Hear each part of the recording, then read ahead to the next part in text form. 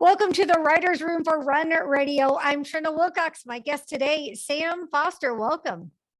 Why, thank you, Rena. I'm glad to be here, Trina. So tell me a little bit about your writing journey. When did you decide you had all of these stories in you and that just didn't have an interesting plot, but great characters too? Yes, thank you, because that is my description of my stuff, isn't it? Trina, I have been a reader all of my life. And I think the best description I can give in answer to your question is that I have always wanted to write, but I don't think of myself as having grown up poor, but I grew up sleeping on the couch until my older sister went away to school. I mean, I think that sort of describes economic circumstances. And when I got out of school, I had no desire to starve for art. I was not one of those people who was so obsessed that I was willing to do that, even if I lived in an attic garret and didn't know what I was going to eat for dinner. So I dove into the American corporate life to try to make money. And it was not until I was 45 or better, until I had my mortgage mostly paid down, until I had a couple of kids, until my life was stable, that I started to write. And my first two novels were written during a period of time when I was still working. In fact, I amuse myself to no end, Trina, by saying that Raymond Chandler and I have in common that we published our first two novels while we were executives with downtown Los Angeles firms. Oh my. And at least, that somehow amuses me. It does. But the trilogy that I have written now is a story that's been in my head most of my life. And I didn't want to write it while I could only scribble Wednesday nights and Sunday afternoons, kind of thing. I wanted to wait until I could devote my heart and soul and all of my energy to it. But it's been in my head and percolating in my head, I think, most of my life. And so I guess that kind of answers your question, is that I was a writer while I could still work, but it was not until I retired that I did what I really think of as probably the most important thing I'll ever write. So when you were ready to go all in and start dedicating all of your time, before that though, did you still start scratching down stuff, or did you just hold it all in and let it all out at once? No, I don't know how other writers do it, but I have files on stories I want to write. And when things come into my head, when I'm driving down the road and they come into my head, I'll scribble a note. I have no intention of writing that story today, tomorrow. That's something in the future that I'll get to. But yes, I scribble notes and I throw it in the file. Okay. So at what point did you have all of these files and think, what am I going to do with this? Or did you have a pretty good plan laid out? I'm a very organized person. I'm terribly disciplined. I've been disciplined all of my life. And so it was the specific answer to the question of the American trilogy it was when I finally retired completely. When I first retired, I did what most of us hear in retirement seminars. It's don't do it all at once. Don't just fall off the cliff. I'm working today, I'm not today. Get some sort of glide slope down to full retirement. So I consulted for a few years, and I didn't even fool with it while I was consulting, but quite literally the day I stopped consulting and started telling people who called, let me introduce you to somebody who can do that for you, as opposed to doing it myself, that I started writing on the trilogy. And what was you're kind of describing it, but your process as you were kind of coming down, did you do a 4-hour, 8-hour writing session, or did you just do it bit by bit? I've heard so many different styles of bringing a story together, and I find it interesting how it works for some people, completely opposite others. Yeah. I did research. Oh, okay. And in that regard, I was willing to contribute to the story, and piles of research notes. Probably, Trina, maybe some 4,000 words of original documents, diaries from the 19th century, that sort of thing. And I was willing to do that and scribble notes while I was on my glide slope to retirement. But no, I didn't sit down at a keyboard and start to pound a note until I could say, if this goes on until 2 tomorrow morning, I can do it. Oh, okay. Okay. So was that when you could sit down? How many hours at a time would you spend? Well, even though I used the until 2 in the morning metaphor, for me, and I think true for most people, although maybe it's my age, Trina, but after something between 3 and 4 hours, I get tired. Mhm. I start to mistype, but more than even mistyping, I don't mind. I can always go back and correct the typing, but I lose the thread. I don't know what I'm doing. It's no longer automatic. I'm no longer staying with it. I'm fumbling. And so that's when I quit. And that's usually 3 to 4 hours for me. Do you find exercise stimulates your creative juices in your writing process? Are you an active person? Do you have a fitness lifestyle that you feel contributes to your writing, or is it just for maintaining health? I do have a fitness lifestyle, and you tagged me when I said I was fairly disciplined. I mean, I was an athlete in school. I was a Marine Okay. after I got out of school. Oh, okay. I have been a runner all of my life, even Yes. after I got out of the Marine Corps. Yes. But those things contribute to my energy level. Okay. Yes. Okay. I get it. And so in that regard, yes, I would Yes. rather work out and then start writing Yes. than write, finish the day and say, okay, I can go work out. I'm with you. I'm with So- you. If I don't do my exercise, nothing else happens. Yeah, Yes. you Got it. understand. I So, completely so understand. generally my writing doesn't start until about 10 o'clock. Okay. Okay. Great. So, okay, take me through the process when you were ready to publish. Well, what did that look like for you? That is two completely different stories. Oh, Yeah, I told you that I had the good fortune to have two books published while I was still working. okay. Those were published by a small, very small tertiary house named Daniel and Daniel. Okay. And I will never forget when I finished my first book, I got, and I presume other people do it this way, but I got a copy of Writer's Market and I started sending it off to agents. Yeah. And I had an agent who responded one time, and he broke my heart, but he explained life to me. He literally bothered to write me a letter to say, I liked your story. And it was clear in the letter that he'd actually read it, that he'd read the manuscript and he liked it. He said, but understand that the way I get paid is on a percent of advance. And 15% of my advance for selling your book will not have me buy lunch for 2 publishing houses. I wish you luck. Oh my goodness. He was just that direct. Yeah. I didn't think ill of him at all. I Yeah. appreciated the fact that he would take the Respect. time to explain that to me. Right. So then I tried sending it to big houses directly. Okay. And that didn't work. And it certainly doesn't work. Right. Or at least it didn't for me. And so then I went to, again, I'm on Writer's Market. And as you know, it's 2 inches thick. And then I went to secondary houses, and then I went to tertiary houses. And I was sitting at my desk at work one day and the phone rings. And this guy introduces himself as John Daniels. And I don't know who John Daniels is, but I'm a polite guy generally, so I'm nice to him. And finally, it soaks into me in the conversation that he's John Daniels, as in Daniel and Daniels. I have sent him my manuscript and he's calling me. Okay.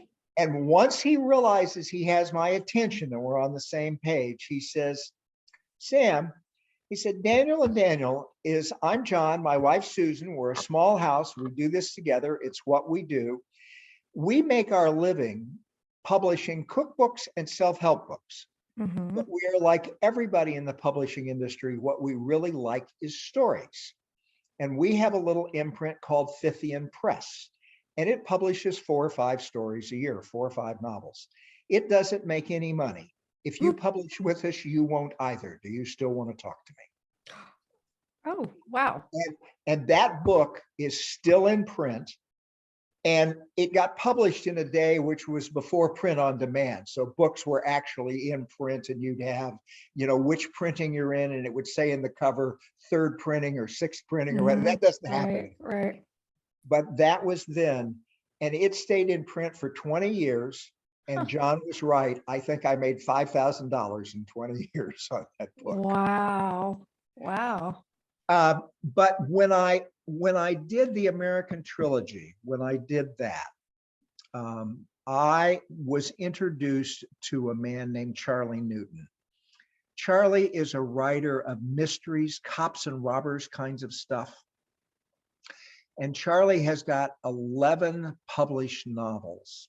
Okay. And the first 8 were published with publishing houses. Charlie is about my age, so that was kind of the only way you could get it done then. And Charlie's 8th novel was published by a major house. I think it was Houghton Mifflin.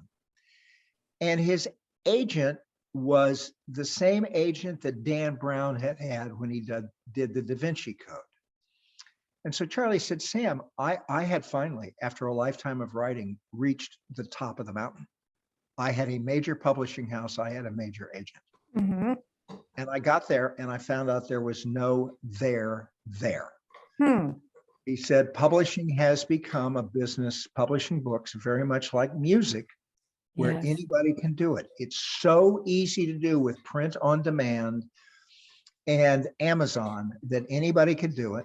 And there are some 4,500 books a day published, and it's affected the whole publishing business. Uh-huh. He said, so literally, even if you're with a major house, they just push the baby birds out the nest and hope that a couple of them fly before they hit the ground. They don't have time to nurture anybody. They really don't give you Goodness. any particular exercises. And so Charlie, literally, he spent lunch trying to convince me that I should self-publish. And I did. And Trina, you interview a lot of people, so you probably know this. But I have got a 3-page document, single space, that is every step between finished manuscript and published book in the marketplace. Mm-hmm. And the question in self-publishing is, are you going to do all of those steps? Mm-hmm. And the internet is full of people who say they can do each and every one of them. Mm-hmm. And how do I, Sam Foster, know if somebody who says they will do a developmental edit really is retired from a major publishing house and just trying to make a little extra money and not be bored, or they're a failed high school English teacher that doesn't know squat? How do you know that? And this was all in Charlie's lecture to me. Charlie was very kind. Mm-hmm. He gave me a lot of time.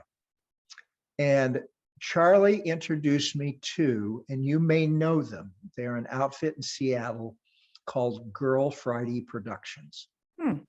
And you can know, Trina, that they're all middle-aged women. There's not a young woman in America who would call herself Girl Friday Productions. That's just not. But they're all out of the publishing business. Mm-hmm. And they all know some area of it. They're not all in the same thing.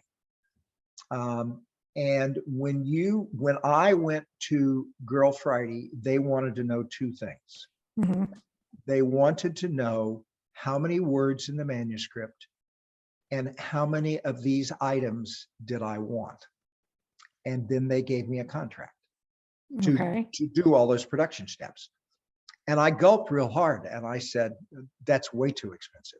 And that they were real simple. They were no different than I was in my business. They said, great, no problem. Which one of the steps do you want us to eliminate? Which ones can you live without and still have the quality book that you want?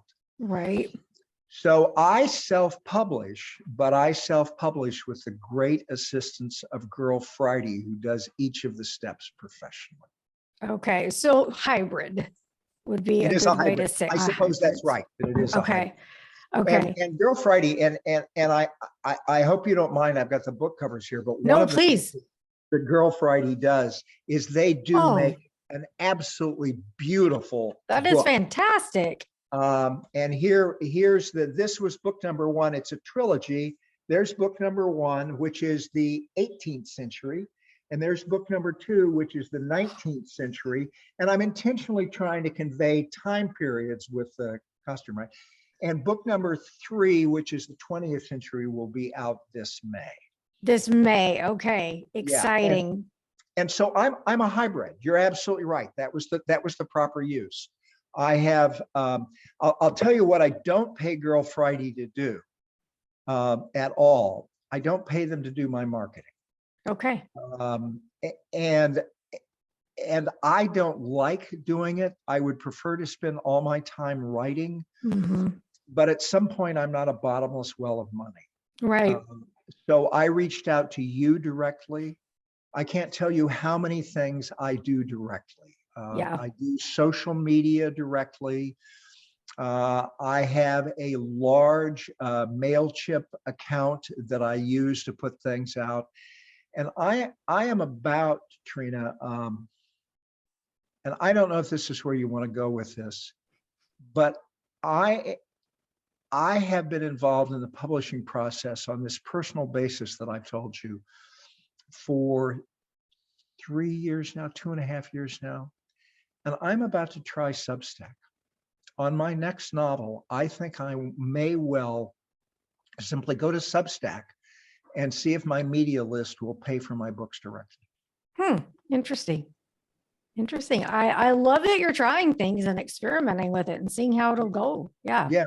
I mean, let's see, this book right here, Beardstown is the title of it. And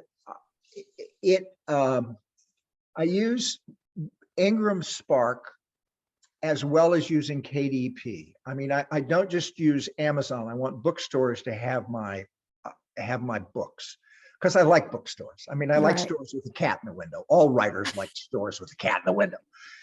And I like that. I like to be able to have my books there, to see my books there. I like to support them. But that book I just showed you, if you go to Barnes and Noble and buy it, Sam makes 27 cents gross. Yeah. Yeah. And so it causes me to look at other formats. They may be wrong, but that's what causes me to look at other formats. Now, I admit, I mean, and I know bookstores, which I love. I love bookstores, and they bitch about Amazon. But if that book that I just showed you, that I get 27 cents if you buy it in the bookstore, I get $2.47 if you buy it through Amazon. Amazon is much better to me than bookstores. And it's going to be cheaper for the buyer as well, usually. So yeah, I get it. It's a lot to think about.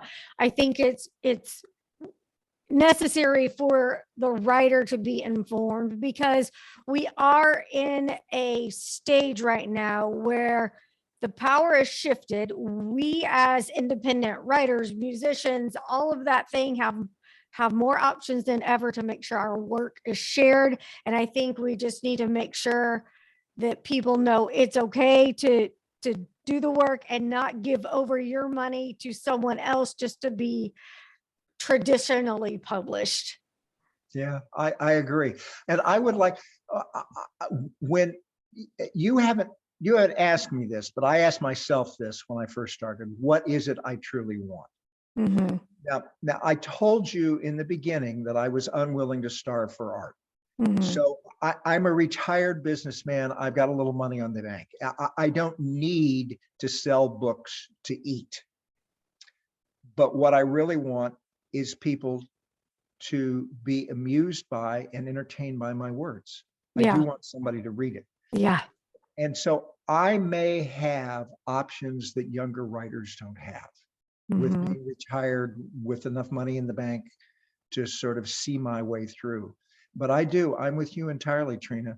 I'm somehow morally offended that I make 27 cents on that book. Yeah. It is the process. It is exactly as you said. It's the process. It's not the bookstore's fault. It's not even Ingram Spark's fault. It's everybody's in it to make money, right? Right. But it does cause me to look at all the other formats that are available. which is very smart to do. All right. Tell people where they can go to get your other books and be ready when the third one comes out. Okay. You can, and I will shorten it, but we just said it. It's available in any bookstore because Right. Ingram Spark does it. Now, most bookstores won't have it. Most bookstores, you may have to get them to order it. I have done book tours in Illinois, Indiana, and California with Barnes and Noble. So there are some Barnes and Nobles that have it. But it's available through any bookstore, whether they have it on the shelf or not. And it's certainly available through Amazon.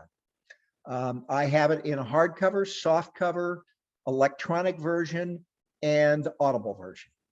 All right. So any way anybody wants to read it, I've got it for them. All right. And do you have a website where people could connect with you? I do. Yes. It's a really difficult name. It is www.samfosterbooks.com. Oh, wow. You got lucky. That's nice and easy. I appreciate that. All right. Well, next time you've got more to share, please come back. I appreciate you sharing your wisdom and insight. And thank you so much. Best wishes. Trina, can I have 15 seconds before we go? Can. The trilogy is the story of the Northwest Territory. That would be Ohio, Indiana, and Illinois. It starts when the settlers start rushing down the Ohio River after the French and Indian War, and it ends in 1990. Oh, wow. Very cool. Very culturally rich. I appreciate it. Thank you so much. Thank you, Trina. Bye-bye.